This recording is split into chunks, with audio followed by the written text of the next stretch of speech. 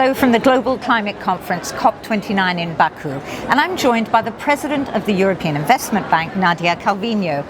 The MDBs, including the EIB of course, have just made a joint statement on their joint climate action over the next 5 years. Why does that matter?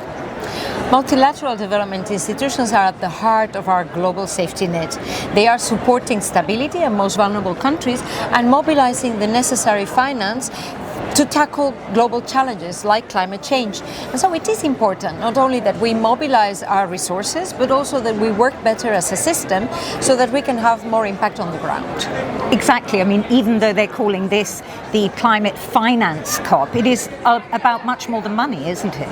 Absolutely. An energy revolution is in full swing around the world, and more it's becoming clear that climate action is not only the right thing to do, it's also the smart thing to do, because it is becoming a business case for the private sector. So they're beyond political debates that we read about. Actually, the private sector is getting on with it, large companies, SMEs, and it is very important that we find the right instruments to support this process, to accelerate this process going forward. And we are seeing increasing costs of extreme weather events as well, aren't we, around Europe and beyond? Yeah, climate change. I mean, we have the terrible floods these couple of weeks ago in Spain, in my home country. The climate change is becoming unaffordable, the impact.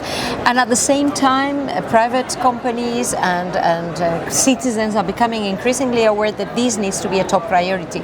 Our latest survey that we published just a couple of days ago shows that more than 94% of citizens in the EU are aware of the impact of climate change and support climate action as a top political priority.